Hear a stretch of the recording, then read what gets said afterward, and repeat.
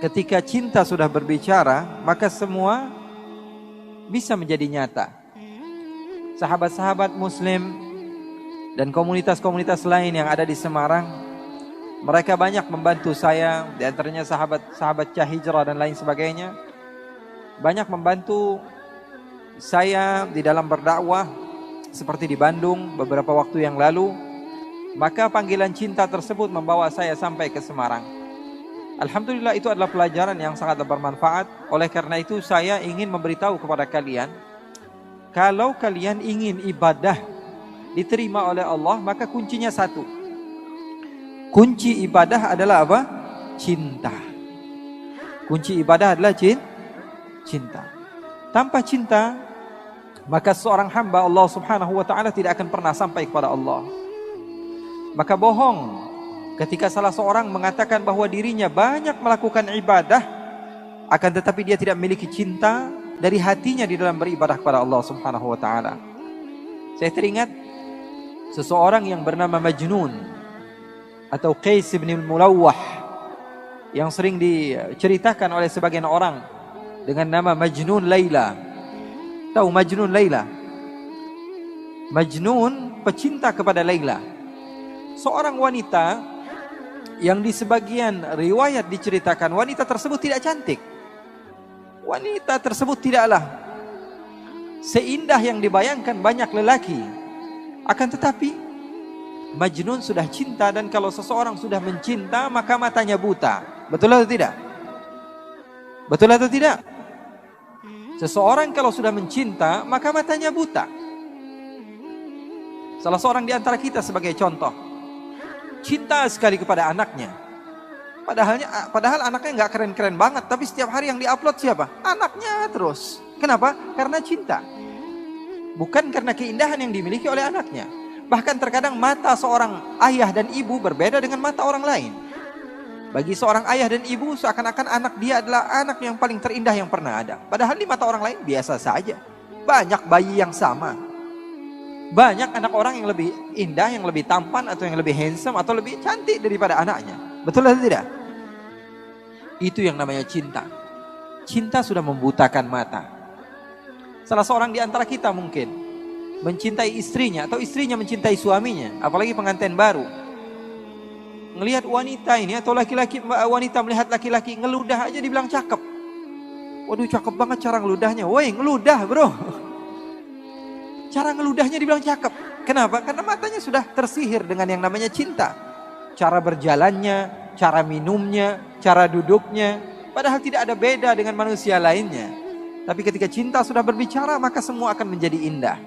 Begitu juga ketika kalian sudah menjadikan Allah segala-galanya bagi kalian, maka kalian akan mendapatkan kenikmatan di dalam beribadah di jalan Allah. Qais atau Majnun, dia begitu mencintai Laila.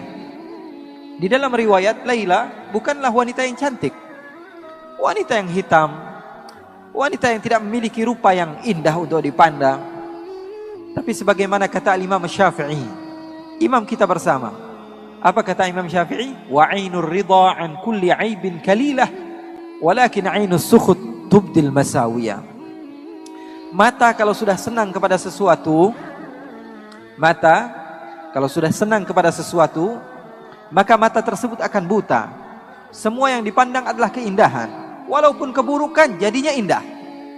Begitu juga mata kalau sudah benci kepada seseorang, mata sudah benci kepada seseorang. Kita nggak suka sama teman kita datang ke masjid, teman yang kita nggak suka, paling kita ngomongnya apa? Wah, ini anak paling caper.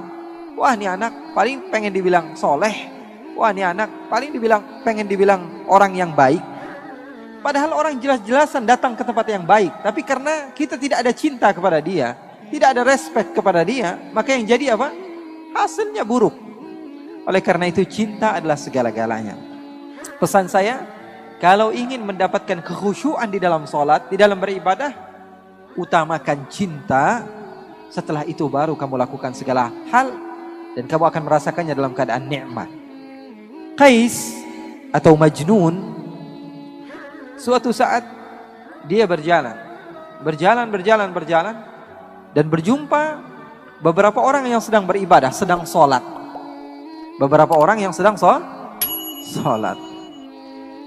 Lalu Qais ataupun Majnun ini menghampiri orang yang sedang sholat tersebut dan duduk di hadapan orang yang sedang sholat. Bayangkan, kalau kamu sedang sholat, tiba-tiba ada orang duduk di depan kamu. Kira-kira khusyuk nggak sholatnya? Kira-kira khusyuk nggak sholatnya? Sedang takbir, Allahu Akbar. Tiba-tiba ada orang duduk di depan. Kita baca Fatihah sambil fokus, nggak bisa. Maka orang-orang yang sedang sholat tersebut mempercepat sholatnya karena tidak khusyuk. Ada orang yang mengganggu. Selepas mereka sholat, mereka mendekati Majnun. Hei Majnun, hai orang gila, kenapa kamu mengganggu ibadah kami? Kenapa kamu mengganggu sholat kami? Kenapa kamu mengganggu hubungan antara kami dengan Allah? Apa kata Majnun? Apakah kalian benar-benar sedang sholat? Apakah kalian apakah kalian serius sedang bercinta dengan Allah? Apakah kalian sedang bermunajat dengan Allah? Sepertinya kalian dusta. Kenapa kamu bisa bilang dusta? Karena saya, kalau masuk kampung Laila, saya tidak toleh kanan, tidak toleh kiri. Saya tidak melihat apa yang ada di belakang saya. Fokus pikiran saya hanya Laila. Kalau saya sudah masuk ke kampung Laila, mau ada orang ribut di sebelah saya, mau ada mobil tabrakan di sebelah saya, mau ada segala hal apapun yang terjadi, pikiran saya hanya Laila. Karena yang saya tuju adalah Laila. Maka orang-orang tersebut kebingungan dengan jawaban Majnun yang begitu luar biasa. Orang gila bisa mengajarkan arti cinta kepada Allah. Apa dia katakan? Saya kalau masuk kampung Laila, saya tidak tengok kanan, tidak tengok kiri. Yang ada di pikiran saya hanyalah Laila. Tapi kalian mengatakan cinta kepada Allah, beribadah kepada Allah, tapi ketika saya datang, kalian tidak fokus kepada Allah. Di dalam pikiran kalian, ini kenapa ada orang gila duduk di depan kami?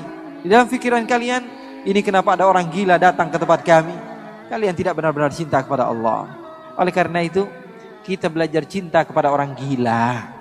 Belajar cinta sama orang ini Majnun luar biasa cintanya. Suatu saat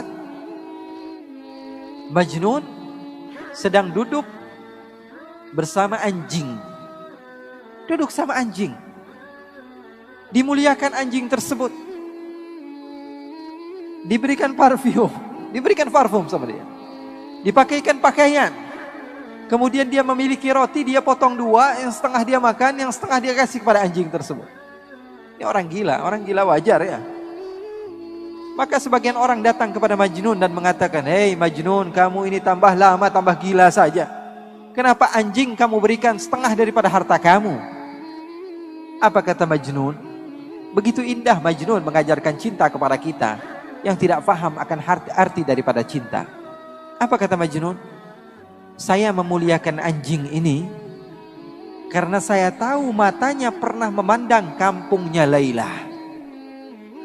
Saya memuliakan dia karena matanya pernah memandang kampung kekasih saya, maka saya mencintainya. Segala sesuatu yang berhubungan dengan kekasihnya, dia cinta kepadanya. Ini arti daripada cinta. Oleh karena itu ketika kalian mau mengagungkan Allah, mau bertakbir kepada Allah, kalian harus tahu hakikat ucapan kalian itu apa. Saya mengagungkan siapa? Cinta adalah segala-galanya. Dari cinta mampu seseorang menghasilkan mutaba'ah, pengikutan dan kesabaran. Makanya seorang ulama yang bernama Ash-Shibli, dia dipenjara. Lalu murid-muridnya datang. Apa yang dilakukan murid-muridnya? Membawakan hadiah, membawakan oleh-oleh, membawakan makanan, membawakan minuman, membawakan pakaian.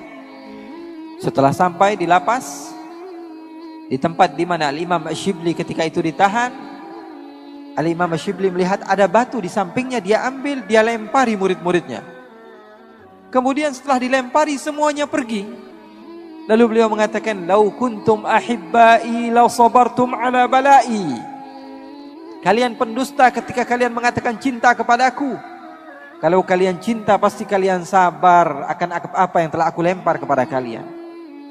Jadi yang namanya cinta perlu kepada bukti. Dan dengan adanya cinta, maka kamu bisa mengagungkan Allah Subhanahu wa ta'ala. Ini Nuaiman sahabat Nabi, dia pernah bawain Rasulullah madu, dikasih Rasulullah SAW madu. Setelah diberikan kepada Rasulullah, Rasulullah makan, mengajak beberapa sahabat untuk makan bersama Nuaiman. Ini disebutkan di dalam kitab Usdul Ghabah, fi tamyiz as-sahabah, Ibn al-Athir. Diberikan madu kepada siapa? Kepada Rasulullah SAW. Rasulullah ambil madunya, diberikan kepada sahabat-sahabat Rasulullah SAW. Setelah dimakan oleh Rasulullah SAW, tiba-tiba Nuaiman datang bersama seorang pria. Lalu Rasulullah bertanya kepada Nuaiman, siapa dia? Kata Nuaiman, ini penjual madunya ya Rasulullah. Maksud kamu? Saya tadi niatnya mau beliin Rasulullah tapi nggak ada uangnya. Maksudnya Rasulullah yang bayar. Rasulullah sudah habiskan madunya dan Rasulullah SAW disuruh bayar sama Nuaiman. Lalu Rasulullah SAW bertanya kepada Nuaiman, Nuaiman, kamu berani sekali sama saya, kata Rasulullah. Oh, kamu berani sekali. Apa kata Nuaiman?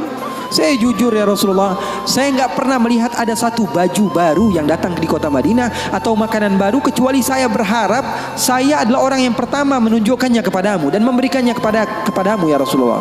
Wah, bagus itu. Masalahnya cuma satu ya Rasulullah, nggak punya fulus, nggak punya uang ya Rasulullah. Masalahnya saya cuma, nah, begitulah Nuaiman. Kisah hidupnya luar biasa, membuat Rasulullah SAW bahagia. Orang yang seperti itu, kalau kita yang jadi seperti itu, mungkin kita adalah orang yang pertama kali masuk neraka. Kurang ajar sama Rasulullah. Tapi terkadang ada sebagian orang yang melakukan keburukan, tapi kalau dicintai oleh Allah, keburukannya menjadi kebaikan. Orang, kalau kamu cinta kepadanya, apapun yang dia lakukan, keburukan sekalipun, di mata kamu dia melakukan hal yang indah. Itu rasio loh. Seorang bapak atau ibu, anaknya padahal biasa-biasa aja, nggak ganteng-ganteng amat, setiap hari dibilang, waduh cakep banget anak saya, foto dia melulu di Instagram. Betul atau tidak? Padahal orang lain melihatnya biasa aja ini anak, tapi bagi dia, di mata orang tua, anaknya adalah hal yang terindah baginya. Begitu juga ketika anaknya salah, di mata orang tua terkadang dia melihat anaknya nggak salah, yang salah orang lain. Kenapa? Karena matanya sudah cinta kepada anaknya tersebut. Jadi bisa dimaklumi. Terkadang ada sebagian orang yang dia melakukan amaliyah yang buruk, amaliyah buruk jelas-jelasan, tapi Allah cinta kepada hamba tersebut. Apa yang dia dapatkan? Dia dapatkan ridhonya Allah. Kita yang suudzon dapat apa? Dapat keburukan. Bareng-bareng sama saya kaji Al-Quran, bagaimana Nabi Musa berdoa. Allah katakan, falamma akhadathum ar-rajfah, tatkala Nabi Musa didatangi musim paceklik, nggak ada air sama sekali. Nabi Musa berdoa. Apa doa Nabi Musa? Qala rabbi law syi'ta ahlaktahum min qablu wa iyyai. Ya Allah, kenapa nggak dikasih air sih? Law syi'ta ahlaktahum min qablu wa iyyai. Kalau mau hancurin sekalian, jangan airnya doang ya. Marah-marah sama Allah. Kalau mau hancurkan sekalian semuanya. Atuhlikuna bima fa'ala as-sufaha'u minna. Ya Allah, kenapa engkau menghancurkan kami atau menahan air dari kami hanya karena beberapa orang oknum saja daripada hambamu yang berada bersama kami yang melakukan kesalahan? Kenapa kami semua yang kena imbasnya? Marah-marah sama Allah. Kemudian Nabi Musa mengatakan, in hiya illa fitnatuk. Balik-baliknya semua fitnah datangnya darimu ya Allah, bukan dari kami. Kalau yang doa kita, mungkin kita sudah menjadi orang yang kufur pertama kali, marah-marah sama Allah. Tapi yang berdoa orang yang dekat kepada Allah, hasilnya apa? Hasilnya Allah memberikan kebaikan. Makanya poin di sini yang saya ingin sampaikan kepada kalian, terkadang orang lain melakukan maksiat, kita jelas-jelasan melihat dia maksiat, kemudian kita menghinakan dia, sementara dia di mata Allah adalah orang yang baik. Kita semakin jauh, dia semakin dekat. Itu hasilnya. Makanya ulama-ulama kalian, para habaib-habaib kalian mengajarkan kepada kalian apa? Untuk menutup mata kalian daripada kesalahan orang lain. Fokus saja sama diri sendiri. Terus saya mendengar, mengikuti kajian-kajian Habib Muhammad, habaib-habaib yang lain, Habib Muhammad bin Anis yang sering ke sini, ustadz-ustadz yang sering bersama Habib Muhammad. Saya tahu mengajarkan kepada kalian untuk persatuan, untuk bareng-bareng. Kenapa? Karena orang kalau dia menganggap orang lain buruk, sementara orang yang dianggap buruk tersebut di sisi Allah adalah hamba yang dekat dengan Allah, maka kita kena imbasnya. Kita dapat dosanya. Jadi sahabat Nabi tadi Nuaiman, Pernah suatu waktu dia di zaman Rasulullah SAW sudah meninggal. Rasulullah SAW sudah intaqala ila rafiqil a'la. Bahasa meninggal sepertinya kurang pas buat Rasulullah SAW. Rasulullah SAW berpindah kepada alam yang lain. Datang Rasulullah SAW di zaman Sayyidina Uthman bin Affan. Nuaiman duduk di depan masjid Rasulullah SAW. Rasulullah sudah nggak ada.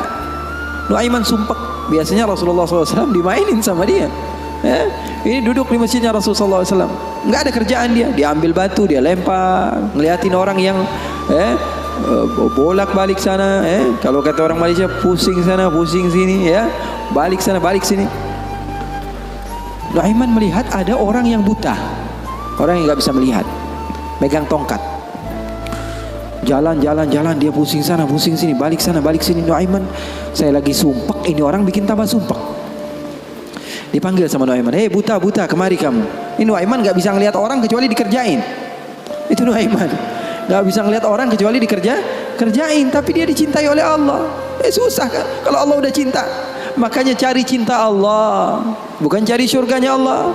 Cari ridha Allah, jangan cari surganya Allah. Surga itu makhluk, tapi ridhanya Allah, cintanya Allah itu yang paling mahal.